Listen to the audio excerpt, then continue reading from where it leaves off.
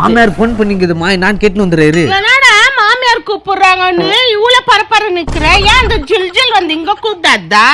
இல்லம்மா சபானா அது ஏதோ துணிமணி கொடுக்குறதான் இரு வாங்கி வந்துடுறேன். பெரிய துணி மட்டும் வாங்கி வந்துடாத, வீட்டுக்கு ஒரே பொண்ணு நகை நட்டெல்லாம் என்னாக்குதா அதெல்லாம் வாங்கி வந்துரு. என்ன உசாரா நீ அங்க போயிட்டு நீயே சாப்பாடு போட்டு சாப்பிடு, உங்க மாமியார் கையில மட்டும் வாங்காத, ஏன்னா அவ ஜில்ஜில் சரியில்லை, மருந்துக்கு இருந்து போட்டுற போறா, அப்புறம் தலைக்காணி மந்திரம் எதனா பண்ணிட போறாங்க. என்ன உசாரா போயிட்டு உசாரா வா.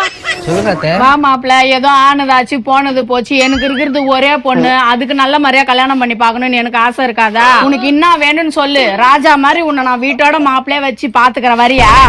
அவன் ஜில்ஜில் சரியில்லை, மருந்துக்கு இருந்து போட்டுற போறா, அப்புறம் தலைக்காணி மந்திரம் எதனா பண்ணிட போறாங்க. என்ன இப்ப பேக் போட்டு வரைகிறாத்த எங்கடா பண்ணிக்கிற? ஏய் வாடி சீக்கிரம், இங்க என்ன மரியாதை இல்ல. மாமியார் வீட்டுக்கு போய்ங்கிற அங்கேயே செட்டில் ஆகலான்ங்கிற. ஜில்ஜில் ஒரு தந்திரம் போட்டுச்சா உனக்கு மந்திரம்? ஆமாவா மாங்காய் பிரிக்குவாங்க தோப்புல, நான் ஆயிட்ட வீட்டோட மாப்புல. மாப்பிள்ள